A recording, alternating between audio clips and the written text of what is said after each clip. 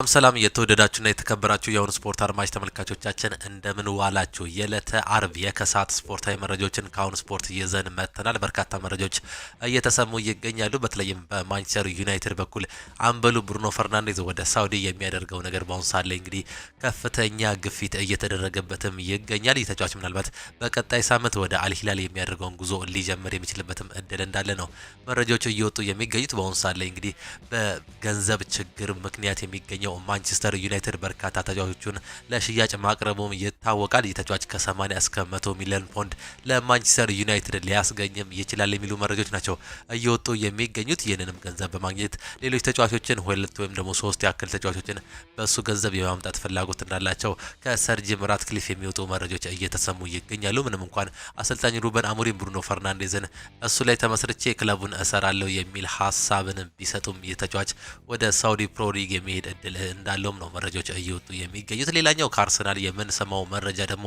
ሉዊስ ስኬሊ በነፃ ምናልባት ወደ ሎስ ብላንኮቹ የሚሄድበት እድል መረጃዎች እያወጡ ይገኛሉ። ይህ ታዳጊ ተጫዋች በሪያል ማድሪድ ራዳር ውስጥ መሆኑ ነው እየተገለጸ የሚገኘው። የቤንጃሚን ሴስኮ ጉዳይ አርሰናል ወይስ ማንቸስተር ዩናይትድ ያለየ ሲሆን ሊያም ዴላፕ ወደ ቼልሲ መምረጡም ይታወቃል። እነዚህንና ሌሎች በርካታ የዝውውር መረጃዎችን እንዲሁም ደግሞ አንዳንድ የክለብ መረጃዎችን ይዘን የምንቀርብ ይሆናል። ከእናንተ የሚጠበቀው ሰብስክራይብ በማድረግ እስከ መጨረሻው ድረስ ከኛ ጋር እንዲቆዩ ነው የምንጋብዛችሁ። እኛ ቀጥታ ወደ ፕሮግራሞቻችን አለፈን።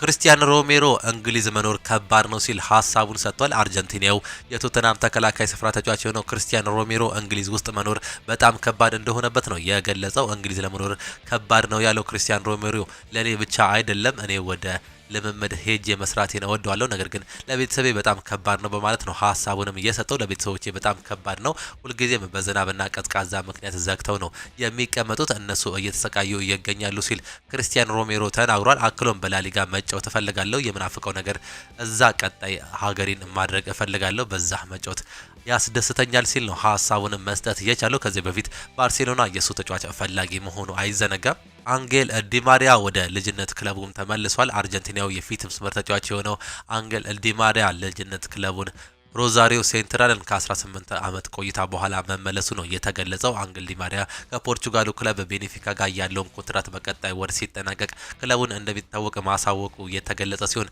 የ37 ዓመቱ ዲማሪያ ሮዛሪዮ ሴንትራልን በነጻ የሚቀላቀል ሲሆን ከዓለም ክለቦች ዋንጫ ውድድር በኋላ ወደ አርጀንቲና ያቀናል ተብሎም ይጠበቃል። ዲማሪያ ከቤኔፊካ ጋር በዓለም ክለቦች ዋንጫ ውድድር እንደሚሳተፍም ነው የተገለጸው። በሮዛሪዮ አካዳሚ ያለፈው አንጌል ዲማሪያ ለሮዛሪዮ ሴንትራል 39 ጨዋታዎችንም ማድረግ ችሎም ነበር። የማንቸስተር ዩናይትዱ አምበል ብሩኖ ፈርናንዴዝ ከሳውዲ አረቢያው ክለብ አልሂላል የቀረበለትን ጥያቄ እያሰበበት እንደሚገኝ ዘ አትሌቲክስ አስነብቧል። የብሩኖ ፈርናንዴዝ ወኪል ለድርድር ወደ ሳውዲ አረቢያ መብረሩ ሲገለጽ፣ አልሂላል በበኩሉ ለዝውውሩ መሳካት ከፍተኛ ጥረት ላይ መሆኑ ነው የተገለጸው። አሁን ላይ ብሩኖ ፈርናንዴዝ ማንቸስተር ዩናይትድን መልቀቅ የተረጋገጠ ነገር ባይኖርም ተጫዋቹ ዝውውሩን በአማራጭነት መያዙ ነው የተነገረው። አልሂላል ለብሩኖ ፈርናንዴዝ በአመት 25 ሚሊዮን ፓውንድ ማቅረባቸው ተያይዞ የተገለጸ ሲሆን ለማንቸስተር ዩናይትድ ከ80 እስከ 100 ሚሊዮን ፓውንድ የሚያቀርቡም ወይም ደግሞ የሚጠቁሙም ይሆናል። ብሩኖ ፈርናንዴዝ ከዩሮፓ ሊግ ፍጻሜ በኋላ በሰጠው አስተያየት ክለቡን የሚለቅበት እድል ካለ ራሱን ዝግጁ እንዳደረገ ገልጾም ነበር። በአሁኑ ሰዓት ላይ ወደ አልሂላል እንዲሁም ደግሞ ወደ ሳውዲ ፕሮ ሊግ የሚሄድበት እድል ሰፊ ነው። በተለይም ማንቸስተር ዩናይትድ የሚወጡ መረጃዎች እንደሚያሳዩት ከሆነ በችግር ላይ የሚገኙት ማንቸስተር ዩናይትዶች የገንዘብ ችግራቸውን ለመቅረፍ ሲሉ በርካታ ተጫዋቾቻቸውን ለግዢ ወይም ደግሞ ለሽያጭ ማቅረባቸው ነው የተገለጸው። ከነዚህ መካከል እንግዲህ አማድ ዲያሎ እንዲሁም ደግሞ ብሩኖ ፈርናንዴዝ ይጠቀሳሉ። እነዚህ ተጫዋቾች ለማንቸስተር ዩናይትድ በዚህ ዓመት እጅግ በጣም ጥሩ እንቅስቃሴን ያደረጉ ተጫዋቾች ቢሆኑም በገንዘብ ችግር ምክንያት ጥሩ ገንዘብ የሚመጣላቸው ከሆነ ሊሸጣቸው ፍላጎት እንዳላቸው ነው የተገለጸው። ይህ ተጫዋች ደግሞ እስከ 100 ሚሊዮን ፓውንድ የሚያወጣ ከሆነ ማንቸስተር ዩናይትዶች አይናቸውን ላያሹ የሚችሉበትም እድል እንዳለ በሰፊው እየተገለጸ ይገኛል። በአሁኑ ሰዓት ላይ ተጫዋች የመሄድ እንድንሞ የመቆየት ነገሩ አልታወቀም። ሪያል ማድሪድ ለተጫዋቹ ጉርሻም ሊሰጥ ነው። ሪያል ማድሪድ ከዓለም ክለቦች ዋንጫ ውድድር የሚያሸንፍ ከሆነ ለተጫዋቾቹ የጉርሻ ገንዘብ ለመስጠት ማሰቡ ነው የተገለጸው። የሎስ ብላንኮቹ ተጫዋቾች ዋንጫውን ካሸነፉ እያንዳንዳቸው 1 ሚሊዮን ዩሮ ጉርሻ እንደሚሰጣቸው ተዘግቧል። ፊፋ ለዓለም ክለቦች ዋንጫ ተሳትፎ የሚሰጠውን ገንዘብ ጨምሮ ለአሸናፊው አጠቃላይ $1 ቢሊዮን ለሽልማት ማዘጋጀቱም ይታወሳል። የስፔኑ ክለብ ሪያል ማድሪድ የአርሰናሉን የመስመር ተጫዋች የሆነው ሉዊስ ስኬሊን ለማስፈረም ፍላጎት እንዳላቸው ዘጋርዲያን በትላንትናው ዕለት አስነብቧል።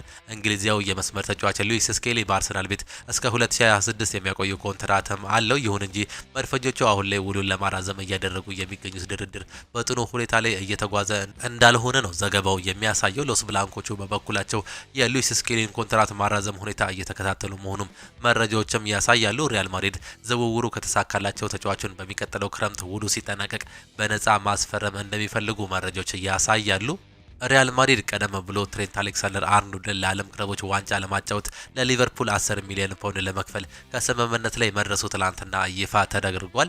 የትሬንት አሌክሳንደር አርኖልድ ከሪያል ማድሪድ የመልቀቂያ ዋጋም 1 ቢሊዮን ዩሮ እንደተለጠፈበት ነው የተገለጸው። ይህ ተጫዋች ባይፈርም ወይም ደግሞ በነፃ የሚሄድ ከሆነ በዓለም ክለቦች ዋንጫ ላይ ሪያል ማድሪድ ውስጥ አናየውም። ይህ ነገር ግን ለሪያል ማድሪድ ከባድ መሆኑን ተከትሎ 10 ሚሊዮን ፓውንድ በመክፈል ተጫዋቹን የግላቸው ለማድረግ ካሁኑ መረጃዎች እየወጡ ይገኛሉ። የዩሮፓ ሊጉን የፍጻሜ ጨዋታ መመልከት ስለነበረብኝ ተመልክቻለሁ ብሏል የቀድሞው የማንቸስተር ዩናይትድ ተጫዋች የሆነው ጄሴ ሊንጋርድ። እስካሁን የማንቸስተር ዩናይትድ ጨዋታ እመለከታለሁ ካልቻልኩም ሃይላይቶችን መመልከቴ አይቀርም ሲል ነው የተናገረው። ፍቅርና ደጋፊ ሁልጊዜ ለማንቸስተር ዩናይትድ ነው ሲል ጄሴ ሊንጋርድ ተናግሯል። ስለ ማንቸስተር ዩናይትድ ደጋፊዎችን ሀሳቡንም ሲሰጥ ይሁ ተጫዋች ማንቸስተር ዩናይትዶች በዓለም ላይ ካሉ ትላልቅ ክለቦች መካከል አንዱ ነው። ደጋፊዎች ሁልጊዜ በጭንቀት እንዲሁም ደግሞ በደስታ እየደግፏቸዋል ሲል ነው የተናገረው። ስለ ሩበን አሞሪም ፕሮጀክትም ተጠይቆ ነበር። ማንቸስተር ዩናይትድ ከሩበን አሞሪም ጋር የረጅም ጊዜ ፕሮጀክት ይሆናል ብዬ አስባለሁ። እሱ ወይም ደግሞ ሩበን አሞሪም ምን ማድረግ እንዳለበትም ያውቃል ሲል ነው የቀድሞ ተጫዋች ሀሳቡንም የሰጠው። ብሩኖ ፈርናንዴስ ከአልሂላል ጋር የሚስማማ ከሆነ በሳውዲ ፕሮ ሊግ ከሌጀንድ ክሪስቲያኖ ሮናልዶ ደግሞ ከካሪም ቤንዜማ በመቀጠል ሶስተኛው ውድ ደሞዝ ተከፋይ የሚሆንበት እድል እንዳለ ቤን ጃኮብስም አስነብቧል። የሪያል ቤቲስ ሰዎች በቀጣይ ሳምንት በብራዚላዊው የመስመር አጥቂ የሆነው አንቶኒ ሳንቶስ ዙሪያ ከማንቸስተር ዩናይትድ ጋር ንግግር ለማድረግ ወደ እንግሊዝ ያቀናሉም ነው የተባለው። የስፔኑ ክለብ ሰዎች ሁለት አማራጮች ይዘው የመጡ ሲሆን የመጀመሪያው አማራጭ ተጫዋቹን በውሰት ውል ለተጨማሪ ዓመት ማስፈረም ወይም ደግሞ ሁለተኛው አማራጭ የተጫዋቹ ብቃት ታይቶ የመግዣ ግዴታ ያለበት የውሰት ውል ማስፈረም እንደሚፈልጉ ነው የተገለጸው። ማንቸስተር ዩናይትድ ይህን ነገር ፍላጎት ባይኖረውም እነዚህ ግን ይህንን አማራጭ አድርገው ከማንቸስተር ዩናይትድ ጋር ለማውራት ፍላጎት አላቸው። በአሁኑ ሰዓት ላይ ማንቸስተር ዩናይትዶች የሚፈልጉት ዋነኛ ነገር ተጫዋቾችን በመሸጥ ሌሎች ገንዘቦችን በማግኘት ማንቸስተር ዩናይትድን ዳግም ለማጠናከር ነው የሚፈልጉት። እንደዚህ አይነት ተጫዋቾች በአሰልጣኝ ሩበን አሞሪም ስር ፍላጎት ባለመኖራቸው ምክንያት እነዚህ ተጫዋቾች በዚህ ክረምት ተሸጠው ሌሎች ተጫዋቾችን ማምጣትም ይፈልጋሉ። በአሁኑ ሰዓት ላይ ማንቸስተር ዩናይትዶች ማቲያስ ኩኛን ማስፈረማቸው እርግጥ ሆኗል። ሌሎች ተጫዋቾችንም እያዩ ይገኛሉ። በተለይም እንደ ቤንጃሚን ሴስኮ እንግዲህ የማንቸስተር ዩናይትድ የአጥቂ ስፍራ ራዳር ውስጥ ይገኛሉ። እንዲሁ የናፖሊ ንብረት የሆነው ቪክተር ኦሲሜን ይህም ተጫዋች የማንቸስተር ዩናይትድ ሌላኛው ራዳር ነው። እነ ማርከስ ራሽፎርድ፣ አንቶኒ ደግሞ ጀደን ሳንቾ እና አሌሃንድሮ ጋርናቾ የመሳሰሉ ተጫዋቾች ለሽያጭ መቅረባቸውም ይታወሳል። አርሰናል እንዲሁም ደግሞ ቼልሲ ሁለቱም የሪያል ማድሪዱን የክንፍ መስመር ተጫዋች ሮድሪጎ ጉዌዥን አሁንም እየተከታተሉት ይገኛሉ ሲል በትላንትናው ዕለት አስነብቧል። ሎስ ብላንኮቹ የ24 ዓመቱን ተጫዋች የወደፊት ቆይታ ላይ እስካሁን ምንም አልወሰኑም። መድፈኞቹ እስካሁን መደበኛ ያልሆነ ግንኙነት እያደረጉ ሲሆን ለሰማያዎቹ ግን ይህንን እርምጃ በቅርቡ እንደሚወስኑ ይጠበቃል። ዝውውሩን ለማጠናቀቅ 100 ሚሊዮን ዩሮ ገደማ ያስፈልጋልም ነው የተባለው። ቼልሲዎችም የዚህ ተጫዋች ዋነኛ ፈላጊ ሆነው ብቅ ማለታቸው ሰሞኑን እየተመለከት ነው ያለው ጉዳይ ነው። ነገር ግን ይለቃል አይለቅም የሚለው ማለትም ከዣቪ አሎንሶ ጋር ይቀጥላል አይቀጥልም የሚለው እስካሁን ድረስ ያለየለትም ጉዳይ ነው። ከ30 በላይ ክለቦች ሮናልዶን እንደጠየቁት ትላንትና የወጡ መረጃዎች ያሳያሉ። የአልናስሩ ስፖርቲንግ ዳይሬክተር እንደተናገረው ከሆነ ክለቡ ክሪስቲያኖ ሮናልዶን ለማቆየት ጥረት እያደረገ መሆኑን ገልጿል። ሮናልዶን ውል ለማራዘም እየተደራደርን ነው ያሉት ኃላፊው የሮናልዶ ውል እስከሚጠናቀቅ ገና 1 ወር አለን በማለት ነው መናገር የቻሉት። እሱን ለማቆየት እየሰራን ነው፣ ስለዚህ ከኛ ጋር ይቆያል ሲሉ ጨምሮ መናገርም ችሏል። በርካታ ክለቦች ሮናልዶን ለማስፈረም ፈልገዋል። ከ30 በላይ ክለቦች ይፈልጉታል። የትኛውም ክለብ እሱ ቡድን ውስጥ እንዲኖር ይፈልጋል ሲል ነው በርናንዶ ሄሮ ስፖርቲንግ ዳይሬክተሩ መናገር የቻለው። በአሁኑ ሰዓት ላይ አዲስ ውል አለመፈረም ተከትሎ ምናልባትም ወደ አልሂላል ይሄዳል የሚሉ በርካታ መረጃዎች እየወጡ ይገኛሉ። ክሪስቲያኖ ሮናልዶ ምናልባትም በአሁኑ ሰዓት ላይ በዓለም ክለቦች ዋንጫ የመጫወት ፍላጎት መኖሩን ተከትለው ይህን ተጫዋች እንግዲህ የግላቸው ለማድረግ በአሁኑ ሰዓት ላይ በርካታ ክለቦች እየፈለጉት ይገኛሉ። አልናስር ግን ይህን ተጫዋች ዳግም እንግዲህ ለ2 ወይም ደግሞ ለ3 ዓመታት እዛው ለማቆየት ፍላጎት አለው። ምንም እንኳን 3 ዓመታት የመፈረም ደግሞ የመቆየት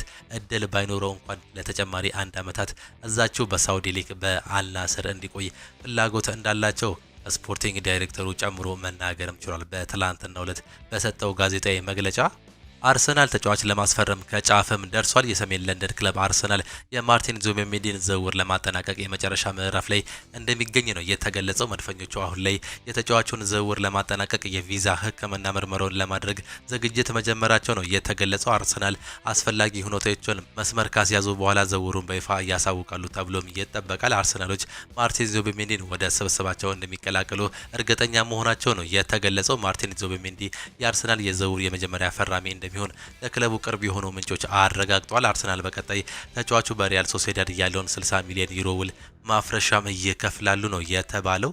አርሰናል የባየር ሙኒኩን የክንፍ መስመር ተጫዋች ሌሮይ ሳኔን የማስፈረም እንቅስቃሴ እያደረገ ይገኛል ሲል ዘ ታይምስም ዘግቧል። በዚህ ሳምንት ከአርሰናል ተደጋጋሚ ስሙ እየተነሳ ያለው ሌሮይ ሳኔ በአሁኑ ሰዓት ላይ እውነት መረጃዎቹ መሬት ከረገጠ ሌሮይ ሳኔ በዚህ ሰዓት ላይ ለአርሰናል የሚያስፈልግ ተጫዋች ነው ተብሎ እንደሚታመን ነው እየተገለጸ የሚገኘው። በተለይም በክንፍ በኩል እነ ሊያንድሮ ትሮዛርድ እና ጋብሪኤል ማርቲኔሊ ለመተካት እንደዚህ አይነት ተጫዋች ለማምጣት ፍላጎት እንዳላቸው መረጃዎች እየተገለጹም ነው የሚገኙት። ሌላኛው ቶማስ ፓርቴ እንዲሁም ደግሞ አርሰናል በኮንትራት ማራዘሚያ ላይ በቃል ስምምነት መድረሳቸው ነው የተገለጸው። የውል ማራዘሙ ይፋ እንዲሆን አንዳንድ ያልተጨረሱ ነገሮች ሲጨረሱ ይፋ ይደረጋልም ሲል ሳሚ ሞክቤል በትላንትናው ዕለት ሪፖርት ዘገባውም አሳይቷል። ይህ ተጫዋች በአሁኑ ሰዓት ላይ በአርሰናል የመቆየት ፍላጎቱ ከፍተኛ መሆኑ ነው የተገለጸው። ምንም እንኳን ባለፈው ዓመት ከአርሰናል ይለቃል ተብሎ የተገመተው ተጫዋች በዚህ ዓመት እጅግ በጣም ድንቅ አቋሙን በማሳየት የአርሰናል እንዲሁም ደግሞ የመሀል ሜዳው ሞተር የሆነው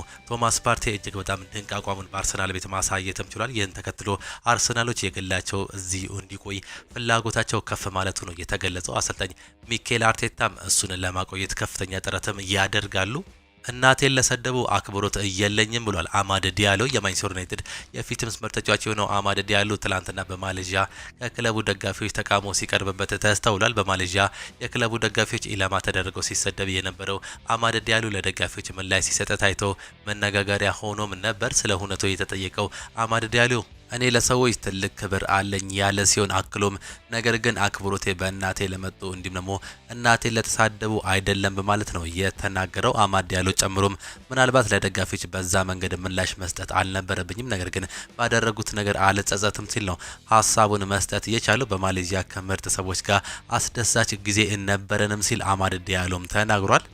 የማንቸስተር ዩናይትድ አጥቂ አማድ ዲያሎ ስለ ቡድን አጋሩ አሌሃንድሮ ጋርናቾ አዎንታዊ መግለጫም ነው የሰጠው። አማድ ዲያሎ እንደተናገረው አሌሃንድሮ ጋርናቾ በጣም ጥሩ ተጫዋች ነው፣ እንዲሁም ደግሞ ቡድኑን እንደዚህ ያሉ ተጫዋቾች እንደሚፈልግ አውቃለሁ ሲል ነው የተናገረው። ከጋርናቾ ጋር ከሜዳ ውጭም ጥሩ ግንኙነት እንዳላቸው በመጥቀስ በሚቀጥለው የውድድር ዓመት ከእሱ ጋር እንደሚሰሩ ተስፋ እንደሚያደርግም ነው የተገለጸው። በተጨማሪም ያለ አሌሃንድሮ ጋርናቾ ለቡድኑ ትልቅ ጉዳይ እንዳልሆነ እንዲሁም ደግሞ አሁን ላይ ሁሉም ነገር ጥሩ መሆኑን አማድ ዲያሎ በትላንትናው ዕለት ተጨማሪ ሀሳብም ነው የሰጠው። በርካታ ፈላጊዎች እንዳሉትም እየተገለጸ ይገኛል። በአርጀንቲናው የማንቸስተር ዩናይትድ የግራ መስመር አጥቂ አሌሃንድሮ ጋርናቾ ላይ በርካታ ክለቦች ፍላጎት ማሳየታቸው ተሰምቷል። ባለፈው ቀናት ፖርቹጋል አሰልጣኝ ሩበን አሞሪም አንተን ለማስፈረም የሆነ ክለብ እንድትመጣ በጸለይ የተሻለ ነው ካሉት በኋላ ፈላጊዎች መበረከታቸው ነው የተገለጸው። ከነዚህ መካከል የእንግሊዙ አስቶን ቪላ እንዲሁም ደግሞ የጣሊያኑ ናፖሊ ዋነኞቹ መሆኑ የተገለጸ ሲሆን ሌሎች ስማቸው ያልተጠቀሱ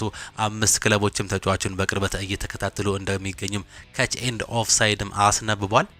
የማንቸስተር ዩናይትድ የምልመላ ዳይሬክተር የሆነው ክሪስቶፈር ቪቬል የቤንጃሚን ሴስኮ አድናቂም ናቸው። ማንቸስተር ዩናይትዶች የአርቢ ሌፕዚጉን ወጣት የመሃል ሜዳ አጥቂ የሆነውን ቤንጃሚን ሴስኮን የማስፈረም ፍላጎት እንዳላቸው በአሁኑ ሰዓት የወጡ መረጃዎች ያሳያሉ። ስሎቫኒያው የ21 ዓመቱ ወጣት የመሃል ሜዳ አጥቂ ነው።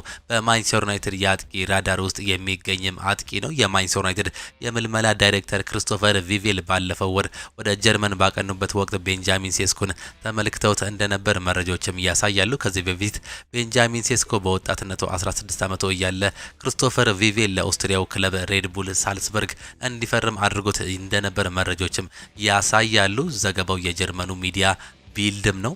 በማንቸስተር ዩናይትድ እግር ኳስ ክለብ ውስጥ በዝውውር ጉዳዮች ላይ ዋና ኃላፊነት እየሆነው እያገለገሉ የሚገኙት ማት ሃርግሪቭስ በቅርቡ በጣሊያኗ ኔፕልስ ከተማ ተገኝተውም ነበር። ማት ሃርግሪቭስ ኔፕልስ የተገኙበትን ምክንያት ከናፖሊው የስፖርቲንግ ዳይሬክተር ጆቫኒ ማና እንዲሁም ደግሞ ከናፖሊው ፕሬዚዳንት ዲላውረንቲስ ጋር የጋራ ውይይት ለማድረግ መሄዳቸው ነው የተገለጸው። በሶስቱ አካላት ዘንድ ዋነኛው የውይይት ርዕስ የነበረው ናይጄሪያውን አጥቂ ቪክተር ኦሲሜንን ወደ ማንቸስተር ዩናይትድ ለማስፈረም ስለሚቻልበት ሁኔታ እንደነበር ነው የተገለጸው። ማንቸስተር ዩናይትድ በዚህ ሰዓት በቪክተር ኦሲሜን ጥልቅ የሆነ ፍላጎት ያላቸው መሆኑን በትላንትናው ዕለት የወጡ ከናፖሊ የተገኙ መረጃዎችም ያሳያሉ።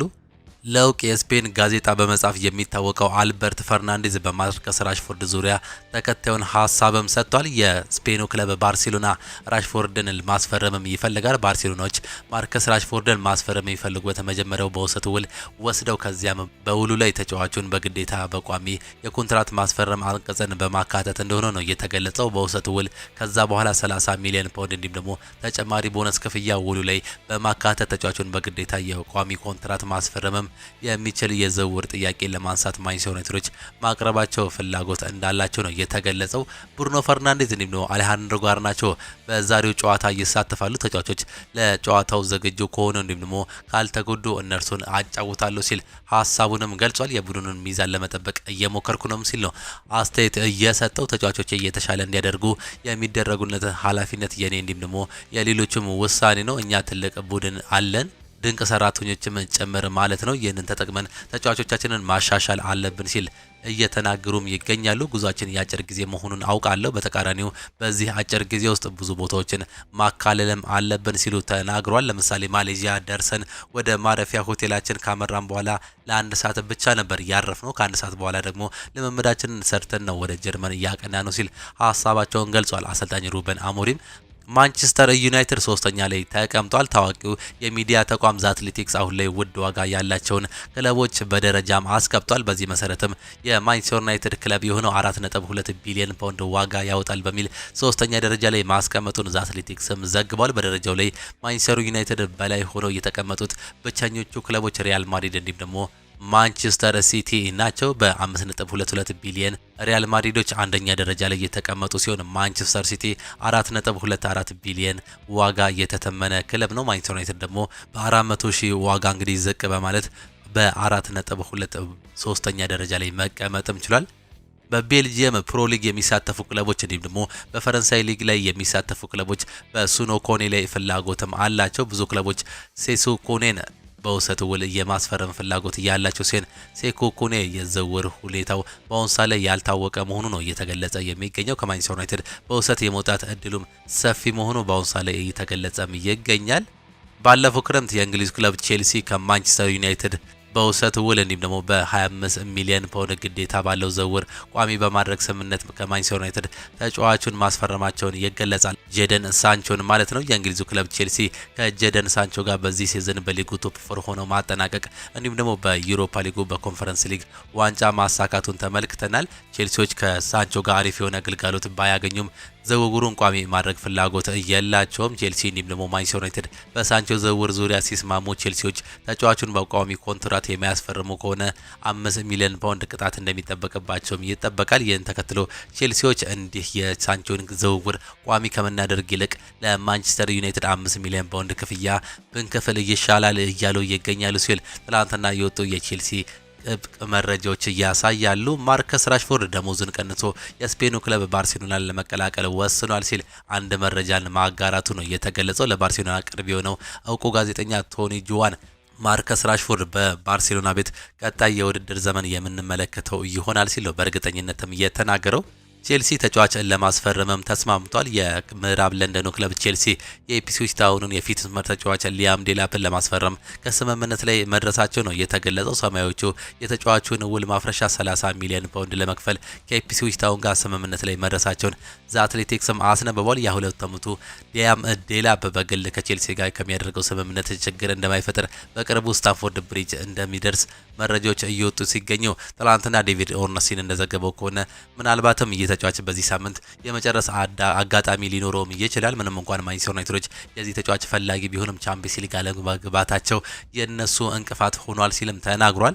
ሊያም ዴላፕም ቼልሲን መምረጡን ነው ያሳወቀው። የኢፕስዊች ታውኑ የፊት መስመር ተጫዋች የሆነው ሊያም ዴላፕ የሱ ፈላጊ ክለቦች እንደማይጠብቁት ነው ትላንትናው ዕለት ያሳወቀው። ተጫዋቹ የለንደን ክለብ ቼልሲን ለመቀላቀል መወሰኑን እንዳሳወቀ ትላንትና ዴቪድ ኦርነስቲን ደግሞ ዘ አትሌቲክስ ላይ ባሉ ጋዜጦች ላይ ታውቋል። በቅርብ ተጫዋቾቹን አግኝተው ያነጋገሩት ማንቸስተር ዩናይትዶች ውሳኔው እንደተነገራቸው ነው የተገለጸው። በተጨማሪም ኒውካስል ዩናይትድን ጨምሮ ሌሎች 5 ክለቦች የተጫዋቹ ፈላጊ ቢሆንም እነዚህ ክለቦች ጋር መሄድ ፍላጎት እንደሌለው ነው የተገለጸው። ተጫዋቹ በቀጣይ ቼልሲን ለመቀላቀል በግል ጉዳዮች ላይ የውል ማፍረሻ ክፍያ ንግግር እንደሚጀምር የተገለጸ ሲሆን በአሁኑ ሰዓት ላይ ሙሉ ስምምነት ላይ መድረሳቸው ነው በትላንትናው ምሽት ዘ አትሌቲክስ ጋዜጣ ያሳወቀው። ኤንዞ ማሬስካ ስለ ጀደን ሳንቾ ቆይታም ይናገራሉ። ካሁን በኋላ ቁጭ ብለን ስለ ቀጣዩ የምነጋገር ይሆናል። በሊጉ አራተኛ ሆነን ብንጨርስም በሳንቾ ድጋፍ ነው። በምሽቱም ጨዋታ በሳንቾ እርዳታም ይህን ነገር ማድረግም ይችላል። በዚህ ሲዝን ዝቅታ እንዲሁም ደግሞ ከፍታ ማስተናገድ ኖርማል ነገር ነው። የጨዋታው አንድ አካል እንደሆነ እናውቃለን። በዚህም ቁጭ ብለን የምንወያይ ይሆናል ሲሉ አሰልጣኙ ስለ ጀደን ሳንቾ ተናግሯል። አብዛኛው የቼልሲ ደጋፊዎች ጀደን ሳንቾ በስታንፎርድ ብሪጅ እንዲቆይ እንደሚፈልጉ የተገለጸ ሲሆን አሰልጣኙም እንደተናገሩት ከሆነ ደጋፊዎች ይህን ተጫዋች ይፈልጉታል ብዬ አስባለሁ። በ25 ሚሊዮን ዩሮ እንደ ሳንቾ አይነት የመስመር አጥቂ የትም አይገኝም። ይህን ነገር እድላችንን ለመጠቀም እንሞክራለን ሲሉ ነው አንዳንድ አስተያየቶች በተለያዩ ሚዲያዎች ላይ እየተገለጸ የሚገኘው። በዚህ ዓመት 4 አሰልጣኞች በመጀመሪያው የውድድር ዓመታቸው የሊግ ዋንጫን ማሳካት ችለዋል። በ2024-25 የውድድር ዘመን በአውሮፓ ታላላቅ ሊጎች 4 አሰልጣኞች በመጡበት የመጀመሪያ ዓመታቸው ፈታኝ የሆነውን የሊግ ዋንጫን እያሳኩበት የውድድር ዓመትም ሆኗል። የእንግሊዙ ክለብ ሊቨርፑል ከጀርመናዊ ድንቅ አሰልጣኝ የርገን ክሎፕ ጋር ከተለያየ በኋላ ብዙ ስመጥር አሰልጣኞችን ሊቨርፑልን ለማሰልጠን ስማቸው ቢያያዝም አርኔ ስሎትን በኃላፊነት መሾሙ ጥያቄ አስነስቶም ነበር። አዲሱ አሰልጣኝ ከሊጉ ጋር እስኪላመዱ ጊዜ ይፈልጋሉ። እናም ሊቨርፑል ሊቸገር ይችላል ቢባልም አሰልጣኝ አርኔ ስሎት ግን በዝምታ ስራቸውን ሰርተው 20ኛውን የፕሪሚየር ሊግ ዋንጫ ለሊቨርፑል ማስገኘትም ችለዋል። ሁለተኛው ድንቅ አሰልጣኝ ሃንሲ ፊሊክ ናቸው። የቀድሞ የባየር ሙኒክ እንዲሁም ደግሞ የጀርመን ብሔራዊ ቡድን አሰልጣኝ የነበሩት ሃንሲ ፊሊክ በባርሴሎና ቤት በገነቡት ቡድን ውስጥ አሰልጣኙ በባርሳ ቤት 1 ዓመት በማሳለፋቸው የሚጠራጠሩም ነበሩ። ሃንሲ ፊሊክ በባርሴሎና ቤት ወግ እግር ኳስን እንዲሁም ደግሞ የተለያዩ ነገሮችን የሰሩ ሲሆን በአውሮፓ በርካታ ግቦችን ያስቆጠሩም ባርሴሎና በመጡበት ዓመት የላሊጋው ባለክብር አድርገውትም ሆኗል። ሌላኛው በመጀመሪያ ዓመታቸው ናፖሊን የስኩዴቶ ባለቤት ያደረጉት አንቶኒዮ ኮንቴ ናቸው። አንቶኒዮ ኮንቴ የኔፕልሱን ቡድን በታሪክ ለአራተኛ ጊዜ ስኩዴቶን እንዲያነሳ ሲያስችሉ እርሳቸውን በመጡበት የውድድር ዓመት የሊግ ዋንጫ ያሳኩም አሰልጣኝ ናቸው። የባየር ሙኒክ አሰልጣኝ ቪንሴንት ኮምፓኒ በባየር ሙኒክ ቤት በመጀመሪያ ዓመቱ ቡንደስሊጋውን ማሳካት የቻለ ሲሆን በባየር ሙኒክ ቤት በጀርመን በባየር ሊቨርኩሰን የተወሰደበትን የበላይነት መመለስም እየቻለ አሰልጣኝ ነው። ሲጠቃለል አሰልጣኝ አርኔ ስሎት፣ ሃንሲ ፊሊክ፣ አንቶኒዮ ኮንቴ እንዲሁም ደግሞ ቪንሴንት ኮምፓኒ በመጀመሪያው የውድድር ዓመታቸው በዚህ ዓመት ዋንጫ የሊጉን ዋንጫ ያሳኩ አሰልጣኝ መሆንም ታሪክ መስራትም ችሏል። ቦሩሲያ ዶርትመንድ እንዲሁም ደግሞ ባየር ሊቨርኩሰን እንዲሁም ብራይተን ኤንድ ሆቭ አልቢዮን ሃርቪ ኤሊዮትን ማስፈረም ይፈልጋሉ ሲል ለሊቨርፑል ቅርብ የሆኑ መረጃዎች ያሳያሉ። የተጫዋች በአሁኑ ሰዓት ላይ ከአሰልጣኙ ጋር ምንም ስምምነት እንደሌለው እንዲሁም ደግሞ በቤንች ላይ መቀመጡ ለሱ ችግር እንደሆነ ነው እየተገለጸ የሚገኘው። ጥሩ ሰዓት የሚያገኝበትም ክለብ እየፈለገ መሆኑ አንዳንድ መረጃዎችም ያሳያሉ። ዋታሮ ኢንዶ ወደፊት በሊቨርፑል ቤት ስላለው ቆይታም ሀሳቡን ሰጥቷል። በቀጣይ ዓመት በሊቨርፑል ቤት እንደምቆይም አስባለሁ። በክለብ ውስጥ ብዙ የመጫወቻ ደቂቆች ባገኝ እንዲሁም ደግሞ ያን እድል ትቼ ወደ ሌላ ክለብ አቀናለሁ ብዬ አላስብም። በአሁኑ ሰዓት ላይ የተሰጠኝን እድል በመጠቀም በክለቡ መቆየት እፈልጋለሁ። ነገር ግን ይህን ነገር ባይሆንልኝ እንኳን ጥረቴን ከፍ በማድረግ ይህን ቦታ ለማግኘት እታገላለሁ እንጂ ወደ ሌሎች ክለቦች አልሄድም ሲል ነው ዋታሮ ኢንዶ እየተናገረው። ቶክ ስፖርት በዚህ ክረምት ሉዊስ ዲያዝ ያልናስር ዋነኛ ኢላማ እንደሆነ ነው የተዘገበው። ይህ ተጫዋች ምናልባትም በክረምት ወደ ሳውዲ የሚሄድ እድል አለው። ወደ ሳውዲ የሚሄድ ከሆነ ደግሞ ዋነኛው ክለብ አልናስር መሆኑ ነው የተገለጸው። ኮዲ ጋክፖ በሚቀጥለው የውድድር ዘመን በሊቨርፑል ቤት የመቆየት እድሉ ከፍተኛ ነው። በባየር ሙኒኮች በኔዘርላንድ የክንፍ ተጫዋች ያላቸው ፍላጎት ከፍተኛ ቢሆንም ኮዲ ጋክፖ ግን ሊቨርፑል አንፊልድ መቆየቱ እርግጥ መሆኑ ነው የተገለጸው። ፋብሪዚዮ ሮማኖ እንደተናገረው ከሆነ ማንቸስተር ሲቲ ለቲጃኒ ራይንደርስ ደግሞ ሪያን ቸርኪ ኢላማ አድርገው የመጀመሪያ ንግግር ለመጀመር ንግግራቸውን ጀምረዋል ሲል ነው የተናገረው። የፍሎሪያን ዊርትዝ ስምምነት ከተቆረጠ በኋላ ከሞርጋን ጊብስ ዋይት ጋር የዝርዝር ንግግር ላይ ይገኛሉ። ሪያን ቸርኪ ደግሞ የማንቸስተር ሲቲ ፍላጎትን ያውቃል ሲል ነው የተናገረው። የኮንፈረንስ ሊግ ምርጥ ተጫዋችም ታውቋል። በቼልሲ አሸናፊነት የተጠናቀቀው የአውሮፓ ኮንፈረንስ ሊግ ውድድር የዓመቱ ምርጥ ተጫዋች በትላንትናው ዕለት ይፋ ተደርጓል። በዚህ መሰረት የሪያል ቤቲሱ የአጥቂ አማካይ ኢስኮ አላርኮን የቀድሞ የሪያል ማድሪድ ተጫዋች የሆነው የዓመቱ ምርጥ ተጫዋች ተብሎ መመረጥም ችሏል። በተጨማሪም የኮንፈረንስ ሊግ የዓመቱ ምርጥ 11 ሲታወቅ ቼልሲ 4 ተጫዋቹን ማስመረጡ ነው የተገለጸው። ኢንተር ሚላን ገቢው መጨመሩም ተነግሯል። የሻምፒዮንስ ሊግ ፍጻሜ ተፋላሚው ኢንተር ሚላን ከሻምፒዮንስ ሊጉ የሚያገኘው ገንዘብ ከፍተኛ መሆኑ ነው የተገለጸው። ኢንተር ሚላን ለፍጻሜ መድረሱን ተከትሎ ገቢው ባለፈው ዓመት ካገኘው 72 ሚሊዮን ዩሮ ወደ 137 ሚሊዮን ዩሮ ከፍ ማለቱም ተገልጿል። ኢንተር ሚላን በፍጻሜው ጨዋታ የሚያገኘው ከሆነ ከዚህ በላይ ከፍ ሊል ወደ 43 ሚሊዮን ፓውንድ ከፍ ሊል እንደሚችል ነው የተገለጸው። ኢንተር ሚላን በተጨማሪ በዓለም ክለቦች ዋንጫ ውድድር ተሳታፊ መሆኑን ከፊፋ 24.3 ሚሊዮን ፓውንድ ዩሮ የሚያገኝም ይሆናል። የፓሪስ ከንቲባ በፍጻሜ ጨዋታ እንዳልተጋበዙም ነው መረጃዎች የሚያሳዩት። የፈረንሳይ ፓሪስ ከተማ ከንቲባ አና ሂዳልጎ ሙኒክ ላይ በሚካሄደው የአውሮፓ ቻምፒየንስ ሊግ ፍጻሜ እንደማይገኙም ተገልጿል። ከንቲባው ጨዋታውን እንዲታደሙ ከፒኤስጂ ወይም ደግሞ ከአውሮፓ እግር ኳስ ማህበር ግብዣ እንዳልቀረበላቸው ነው የተገለጸው። የከተማዋ ከንቲባ ከዚህ በፊት ፒኤስጂ ፓርክ ዲ ፕሪንስን ስቴዲየም ስለመልቀቅ እንዲያስብ ምክንያት እንደሆነ ሲዘገብም ነበር። ፒኤስጂ ፓርክ ዲ ፕሪንስን ስቴዲየምን ለመግዛት ቢጠይቅም የፓሪስ ከተማ ምክር ቤት ስቴዲየሙ የከተማው ቅርስ ነው፣ ለሽያጭ አይቀርብም ማለቱ የሚታወስም ነው። ኤፍል ታወር በፒኤስጂ ቀለምም ይደምቃል። የፓሪሱ ኤፍል ታወር በቀዳሚው የሻምፒዮንስ ሊግ ጨዋታ ፍጻሜ ለፒኤስጂ ደጋፍ ለማሳየት በክለቡ ቀለማት እንደሚያሸበርቅ ነው የተገለጸው። በጨዋታው ወቅት የፒኤስጂ ተጫዋቾች ለማሟሟቅ ወደ ሜዳ ሲገቡ ኤፍል ታወር ቀይ ደግሞ ሰማያዊ ቀለም እንደሚያበራ ነው እየተገለጸ የሚገኘው። በጨዋታው ፒኤስጂ ግብ ባስቆጠረ ቁጥር ኤፍል ታወር መብራቱን በማብራት እንደሚታይ የተገለጸ ሲሆን በተጨማሪም አርብ ምሽት በኤፍል ታወር ፓሪስ እንደምትደምቅ መረጃዎችም ያሳያሉ። ዣን ፔሮ ጋስፔሪኒ ሮማን በኃላፊነት ሊረከቡ ነው። ጣሊያናዊ አሰልጣኝ ዣን ፔሮ ጋስፔሪኒ የሴሪያው ክለብ ሮማ በኃላፊነት ሊረከቡ መሆኑ ነው የተገለጸው። አሰልጣኝ ዣን ፔሮ ጋስፔሪኒ ከአታላንታ ከ9 ዓመታት በኋላ መለያየታቸው ይታወሳል። አሁን ላይ አሰልጣኝ አልባ ሆነው ሮማ አሰልጣኝ ዣን ፔሮ ጋስፔሪኒን በኃላፊነት ለመሾም ከጫፍ መድረሳቸው ነው የተገለጸው። የሮማው አሰልጣኝ ክላውዲዮ ራኒሪ ሮማን እስከ ውድድር ዓመቱ መጨረሻ መምራታቸው የሚዘነጋ ጉዳይ አይደለም። የ73 ዓመቱ አሰልጣኝ ክላውዲዮ ራኒሪ በቀጣይ በሮማ የስፖርቲንግ ጉዳዮች አማካሪ በመሆን በሌላ ኃላፊነት የሚቀጥሉም ይሆናል። አሰልጣኝ ክላውዲዮ ራኒሪ የሮማ አሰልጣኝ ሹመትም በእሳቸው እንደሚሆን ሲገለጽ ሌሎች መረጃዎችም ተያይዘውም ወጥቷል። ባየር ሙኒክ ተጫዋችም ማስፈረም ችሏል። የጀርመኑ ክለብ ባየር ሙኒክ የመጀመሪያ ተጫዋቾችን በይፋ ማስፈረም ችሏል። ባየር ሙኒክ የባየር ሌቨርኩሰኑን የተከላካይ ስፍራ ተጫዋች ጆናታን ታህን ማስፈረማቸው በይፋ ማስታውቋል። የ29 ዓመቱ ጀርመናዊ ተከላካይ ጆናታን ታህ በባየር ሙኒክ ቤት እስከ 2029 የሚያቆየውን የ4 ዓመት ውል መፈረምም ችሏል። ባየር ሙኒክን በመቀላቀል ደስተኛ ነኝ፣ ተጨማሪ ዋንጫዎችን ለማሸነፍ ቡድኑን ለመርዳት ጠንክሬ እሰራለሁ ሲል ጆናታን ታህ ከፊርማው በኋላ ሀሳቡንም ሰጥቷል። የተወደዳችሁና የተከበራችሁ የአሁኑ ስፖርት አድማጭ ተመልካቾቻችን ለዛሬ የነበረን ስፖርታዊ መረጃዎቻችን ይህንን እየመስሉ ነበር። ፕሮግራሞቻችንን እንዴት አያችኋቸው? ላይክ በማድረግ እንዲሁም ደግሞ ሼር በማድረግ እንድታበረታቱን ነው የምንጠይቅ። ይህንን እየመስሉ ነበር። በነገው ጠዋት ፕሮግራሞቻችን እስከምንገናኝ ድረስ እንግዲህ የዛሬውን ፕሮግራሞቻችንን በዚሁ ጨረስን። ሁሌም አዳዲስና ትኩስ ስፖርታዊ መረጃዎችን ለማግኘት በርካታ የዝውውር መረጃዎች እየወጡ ይገኛሉ። እኛም አዳዲስና ትኩስ ስፖርታዊ መረጃዎችን ለእናንተ ለውድ አድማጮቻችን ይዘን የምንቀርብ ይሆናል። አሁን ግን ያለን ይህንን ይመስላል።